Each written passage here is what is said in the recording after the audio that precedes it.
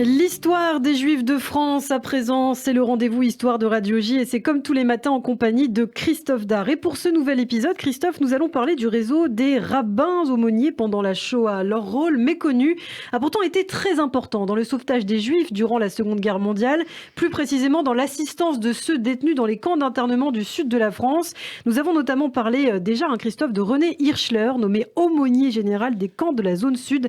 C'était en 1942. Oui, l'ancien rabbin de Mulhouse et de Strasbourg qui met donc en place une assistance matérielle, administrative, morale et religieuse, une chaîne de solidarité pour obtenir des colis alimentaires, des faux papiers d'identité et surtout des lieux de refuge pour les internés libérés ou évadés va se mettre en place et certains actes sont tout bonnement héroïques avec René Capel, ancien rabbin de Belfort et Mulhouse. Hirschler fait libérer 2000 internés du camp de Gurs dans les Pyrénées entre 1940 et 1942 et en juin 1943, Hirschler réussit à faire transférer des camps du sud de la France 450 vieillards juifs allemands dans des hospices, ce qui leur permet donc d'échapper à la déportation.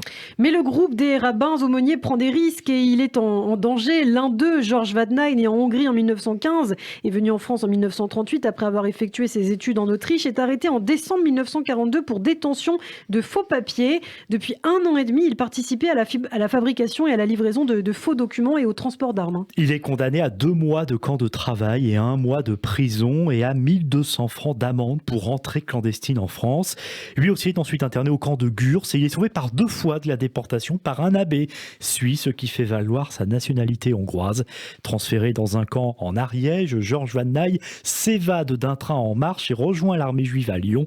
Il survivra à la Shoah et sera grand rabbin de Lausanne en Suisse après-guerre. René Hirschler est arrêté par ailleurs avec son épouse en décembre 1943 à Marseille par la Gestapo. Ils sont tous les deux déportés quelques semaines plus tard à Auschwitz. René Capel est arrêté 3 fois, mais il s'en sort et il entre dans la clandestinité. Entre-temps, le rabbin Henri Chili reprend la charge d'aumônier général des camps. Né en Allemagne, il est placé très jeune dans un orphelinat et plus tard, il est rabbin des villes d'Anguin, Duracy et de la rue Saint-Isore dans le quartier de Montmartre à Paris et fait partie des éclaireurs israélites de France, aumônier d'un corps d'armée dans l'est de la France. Lorsque le pays entre en guerre en 1939, il rejoint Montpellier en 1940. Il visite plusieurs camps où sont internés des juifs étrangers. Au moment de sa désignation comme aumônier général des camps, Henri Chili est aumônier pour les camps de personnes déplacées de la zone sud. Rabbin de Montpellier puis de Valence, il cache de nombreuses personnes recherchées et procure avec l'aide d'un secrétaire de préfecture de fausses cartes d'identité à des personnes internées et qui cherchent à s'évader. Et même lorsqu'il va devenir aumônier général des camps, Henri Chili continue depuis Valence et en lien avec les mouvements de résistance à faire passer de nombreuses personnes vers la Suisse. Alors pendant ce temps, Simone Hirschler est-elle assassinée 2 mois après son arrivée à Auschwitz en avril 1944. René Hirschler, employé au déchargement des wagons à bestiaux à Auschwitz, est ensuite affecté, lui, à une tâche moins pénible. Il survit aux marches de la mort en janvier 1945, mais meurt à Ebensee, c'est près de Salzbourg en Autriche, en mars 1945, et ce, quelques jours seulement avant la libération du camp, sous les coups d'un SS, après qu'il ait pris l'emballage d'un sac de ciment pour se protéger du froid. Une vie tragique. Alors un mot de leurs enfants, leurs 3 enfants qui ont eu la vie sauve. Le couple, inconscient de longue date du danger, les avait envoyés se réfugier en fait en Haute-Savoie quelques semaines plus tôt. Oui, effectivement, bien leur en avait pris. À titre posthume, le couple Hirschler sera honoré. Simone recevra la croix de guerre, René la médaille de la résistance. René Capel, lui, qui a eu la vie sauve, devient aumônier de la jeunesse juive en 1945, rabbin de la synagogue de Neuilly et en 1949, il est le premier vice-consul de l'État d'Israël à Paris.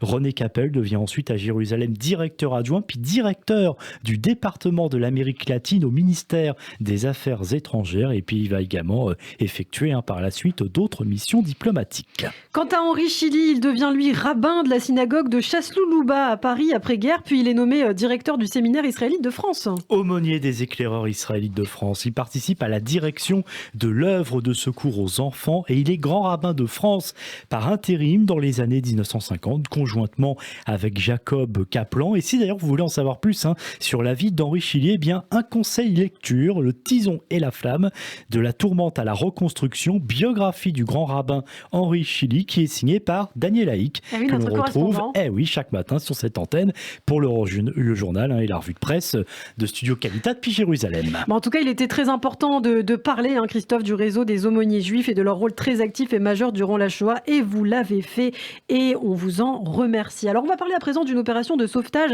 d'1 millier d'enfants juifs menée à Paris par Juliette Stern, présidente de la Viso France. C'est l'organisation internationale, on le rappelle, des femmes sionistes. Oui, tout à fait. Et avant même de parler effectivement de cette héroïne, on peut le dire, et de cette incroyable opération de sauvetage, faisons un petit peu l'histoire de la Viso. C'est en 1919, dans le cadre d'un voyage de la commission sioniste en Palestine, mandataire britannique, suite, vous le savez, à la déclaration Balfour, quelques mois plus tôt, en 17, que des femmes venues d'Angleterre et sionistes sont choquées par les conditions de vie inhumaines de celles que l'on appelle les pionnières, qui sont installées sur place. Alors elles décident, ces femmes, de tout faire pour permettre la formation des jeunes filles juives dans les domaines, bien sûr, principalement de l'agriculture et de l'éducation, afin de leur permettre de vivre dans la dignité, elles et leurs enfants. Et l'une de ces femmes juives britanniques, Rebecca Sief, désireuse d'émancipation vis-à-vis des hommes sionistes, y compris de son propre mari, fonde alors en 1919 la Fédération des femmes sionistes du Royaume-Uni. Rebecca Sief est née en 1890 dans une famille juive qui a fui les pogroms en Russie et arrivée en Angleterre quelques années plus tôt. Son père, Michael Marks, n'est autre, il en a que le fondateur de la célèbre chaîne de magasins Marks & Spencer. Et oui, exactement. Rebecca Sief, donc, qui va grandir à Manchester, pour planter un petit peu le décor, c'est cette ville industrielle grise mais très prospère qui se développe rapidement et qui abrite d'ailleurs au début du XXe siècle, donc à l'époque de Rebecca, la deuxième plus importante communauté juive d'Angleterre après celle de Londres. Rebecca Sief qui a tenu un rôle très important, elle fait partie des 5 femmes qui ont créé à Londres la Viso le 11 juillet 1920, aux côtés notamment de Vera Weizmann, l'épouse du président de l'organisation sioniste mondiale, Chaim Weizmann. C'est le futur premier président quand même de l'État d'Israël. Et oui, ce sera qu'un des années plus tard. Il est intéressant d'ailleurs de constater que la création de la Viso Ilana finalement a lieu à une période où les femmes britanniques viennent d'obtenir le droit de vote, donc sont sur le chemin de l'émancipation. C'était en 1918, bien que, il faut le rappeler, très limité ce droit de vote, puisque la loi fixe alors le seuil à 30 ans et le suffrage est censitaire. Il faudra attendre 1928 pour que l'égalité en matière de vote entre les hommes et les femmes soit établie. Les femmes seront alors autorisées à voter dès l'âge de 21 ans. La Viso est donc une organisation internationale dont l'objectif est que toutes les femmes sionistes unissent leurs efforts bénévolement et travaillent main dans la main pour bâtir le nouveau foyer juif. Golda Meir, première ministre de l'État d'Israël, rendra hommage en disant, je cite, « Rebecca était parmi ceux et celles qui osaient rêver. Nous savons comment honorer ceux qui se battent pour un idéal, mais avant que ne viennent les combattants, il faut nécessairement qu'il y ait eu des rêveurs et l'envie et le courage de rêver ne sont pas moins importants que le courage des combattants. » Et on le sait, la Viso ouvre bientôt une branche en France à cette époque et c'est là que l'on retrouvera justement Juliette Stern qui sauvera 1 millier d'enfants juifs pendant la Shoah et c'est d'elle dont nous reparlerons justement au prochain numéro de l'histoire des Juifs de France. Et oui, il y a eu des femmes juives très importantes dans l'histoire. Merci beaucoup. Et on n'a pas fini d'en parler. Et on n'a pas fini. Merci Christophe et donc à très bientôt pour un nouvel épisode.